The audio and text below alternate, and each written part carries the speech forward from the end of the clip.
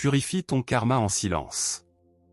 En haut d'une montagne enveloppée de nuages doux, se trouvait un ancien temple nommé Sérian, le refuge du dragon clair.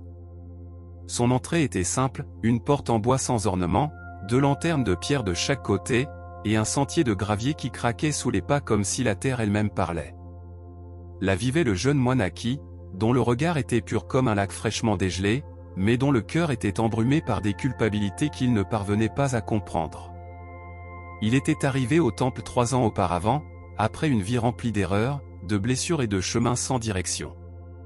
Il ne cherchait ni illumination ni sagesse, il voulait seulement purifier son karma.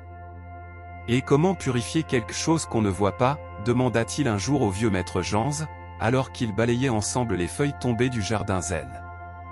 Le maître s'arrêta, contemplant le ciel un instant.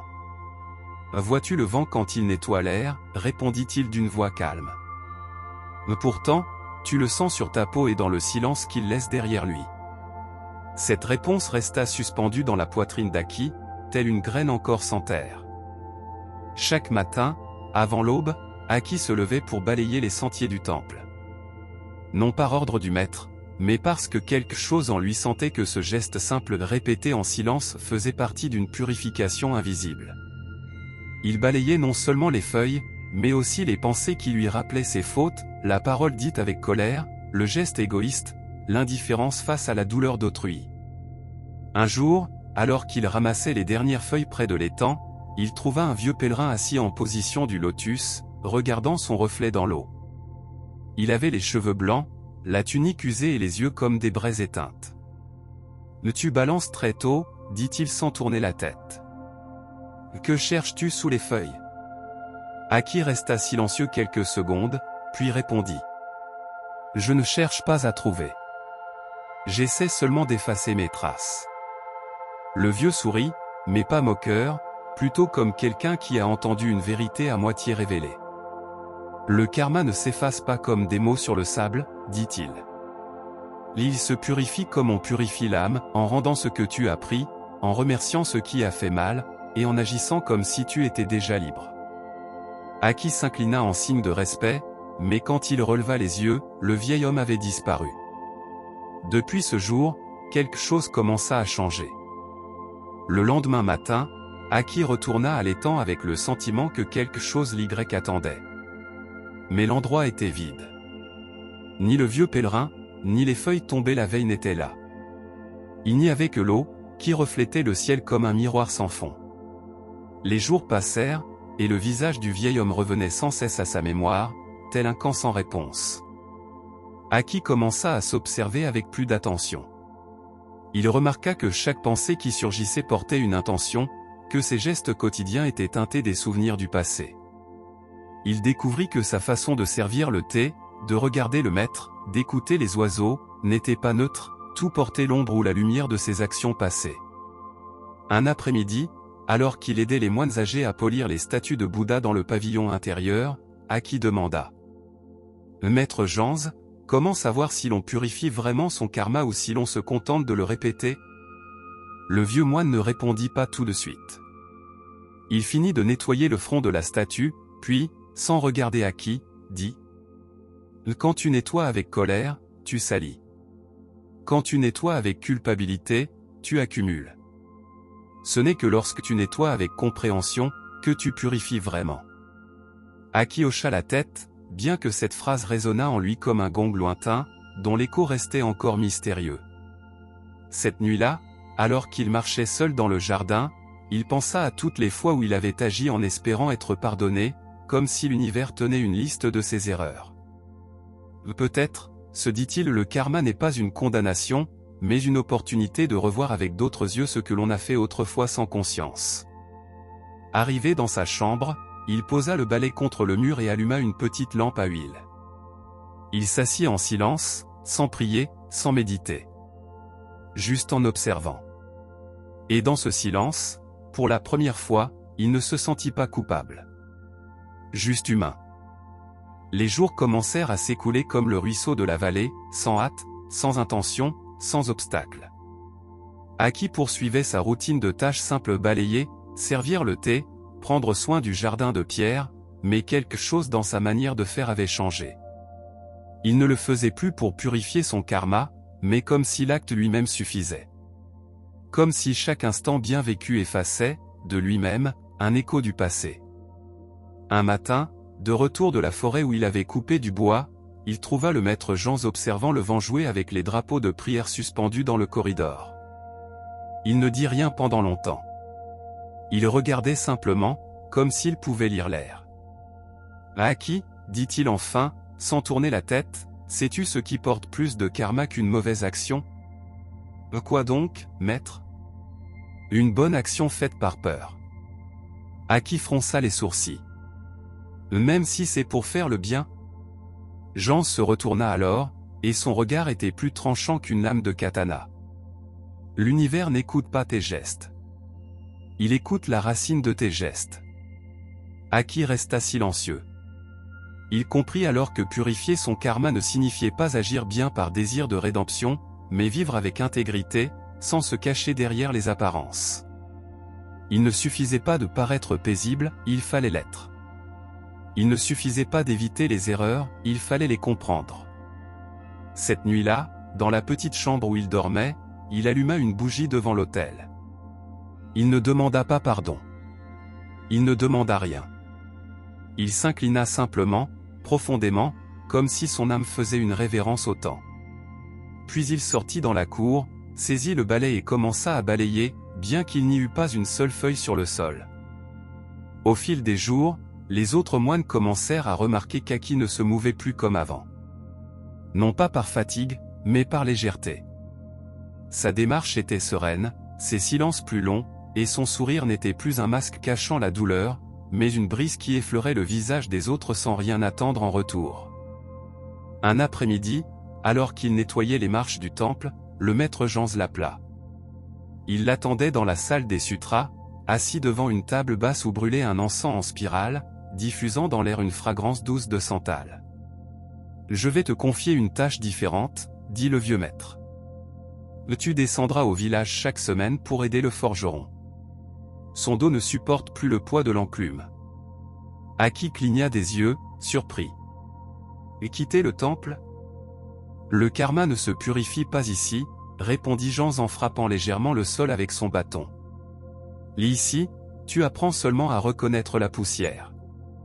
Mais dehors, c'est là que tu peux vraiment la balayer. Cette même semaine, Aki descendit le sentier de la montagne. Il portait une tunique simple, un fagot de riz sec et un bol en bois suspendu à sa ceinture. À son arrivée au village, les habitants le regardaient avec méfiance. Certains se souvenaient de lui autrefois, lorsqu'il était un autre homme, sans habit ni silence. Ses yeux disaient plus que ses mots, « Toi ? Maintenant moine ?» Mais Aki ne discuta pas. Il saluait seulement d'une inclinaison de tête et continuait son chemin. Il aida le forgeron pendant des heures, portant du charbon, rangeant les outils, nettoyant l'atelier. Il ne parla pas du passé, ni ne chercha à expliquer sa transformation. Il laissa ses actes être les seuls mots. Une vieille femme, en le voyant balayer le sol de l'atelier, murmura. « Peut-être qu'il nettoie plus que la poussière. » Et sans le savoir, elle avait raison. Pendant des semaines, Aki descendit au village à chaque nouvelle lune. D'abord en silence, puis échangeant des salutations, et plus tard, recevant du riz, de l'eau fraîche, et même des sourires. Il ne demandait rien, mais quelque chose dans sa présence faisait que les autres offraient. Ce n'était pas du charisme. C'était la paix. Cependant, la roue du karma ne tourne pas toujours en douceur.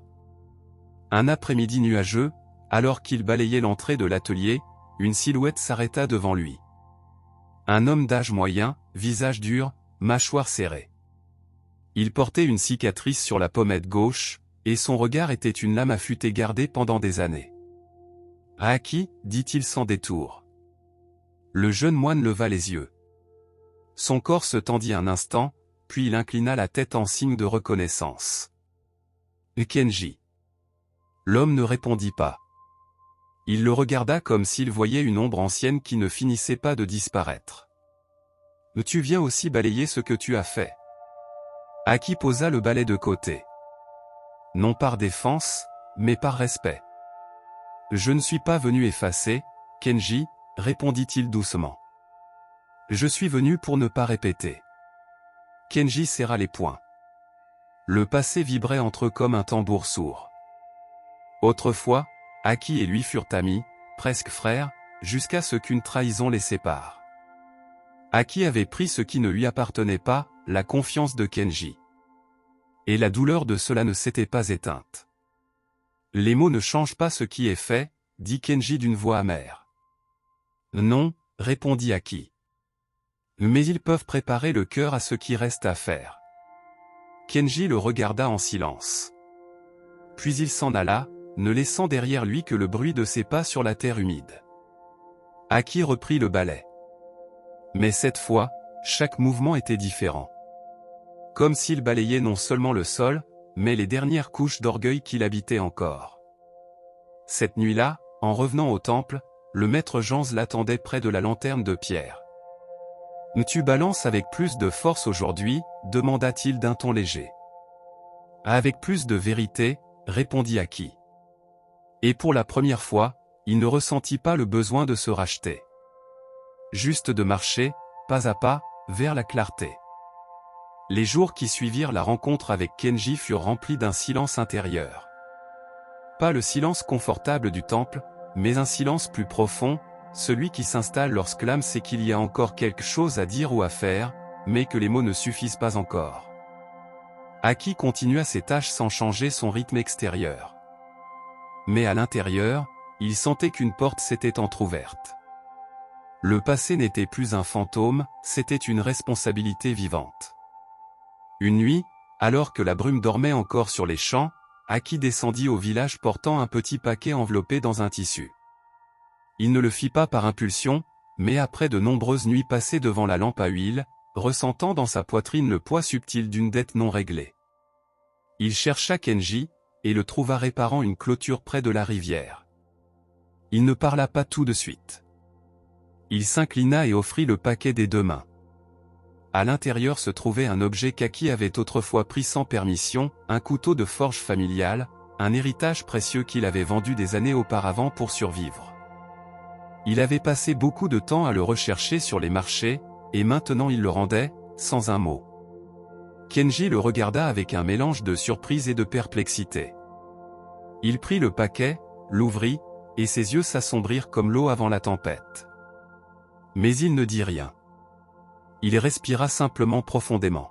« Je ne suis pas venu demander pardon, » dit Aki. « Je suis venu restaurer ce qui est encore possible. » Kenji hocha la tête.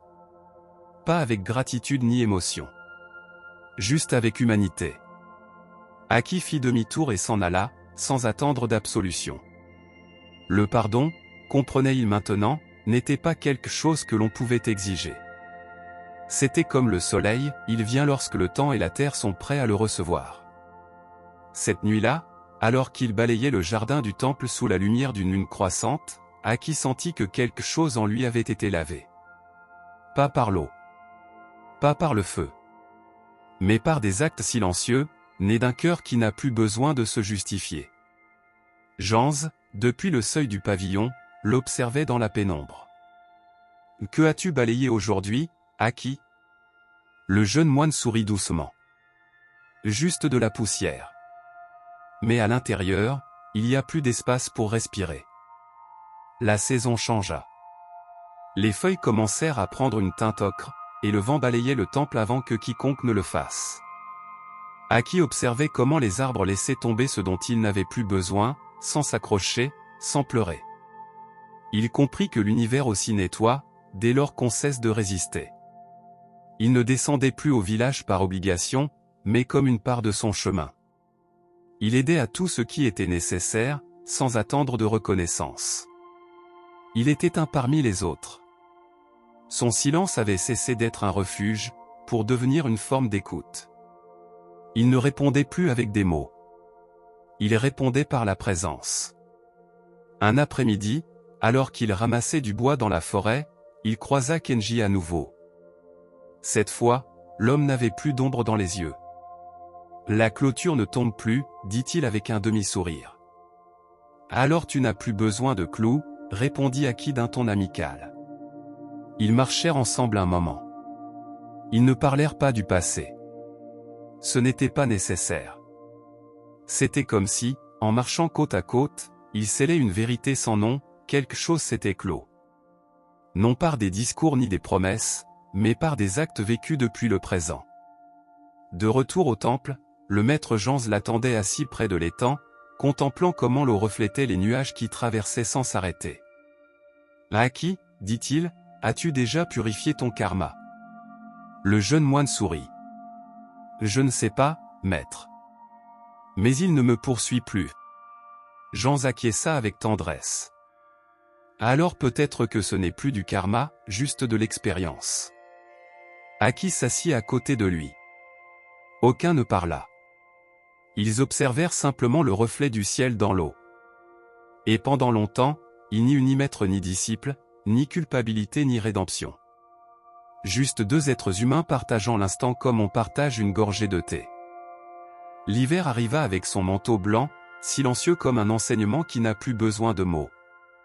Le temple sériant se couvrit d'une neige légère, et chaque pas dans le jardin laissait des empreintes qui se dérobaient au soleil. Aki balayait chaque matin avec le même balai d'autrefois, même si le sol était propre, même s'il n'y avait plus de feuilles. Un visiteur, en l'apercevant depuis la galerie, demanda au maître Jans. « Pourquoi balaie-t-il s'il n'y a rien ?»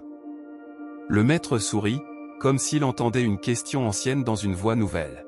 « Parce qu'il n'y a personne pour balayer non plus. » Cette nuit-là, Aki s'assit dans le vestibule, enveloppé dans son manteau, contemplant comment les flocons tombaient sans bruit. Il pensa à son voyage, la douleur, la chute, l'apprentissage. Mais pas comme un récit à raconter, plutôt comme un courant qui avait traversé son être, lavant ce qui n'était plus nécessaire. En lui, il n'y avait plus ni culpabilité ni orgueil, ni même le désir de devenir meilleur. Juste une clarté tranquille, comme le ciel après une longue tempête. Il comprit alors que purifier son karma n'est ni un acte héroïque, ni une pénitence, c'est simplement vivre éveillé. Observer l'origine de chaque geste. Choisir en pleine conscience. Être un avec chaque pas. Une dernière feuille sèche tomba d'un arbre proche et atterrit à ses pieds. Aki la ramassa avec soin et la laissa s'envoler dans l'air. Le vent l'emporta. « Merci », murmura-t-il, sans vraiment savoir à qui il parlait. Et à cet instant, il comprit quelque chose qu'on ne peut dire.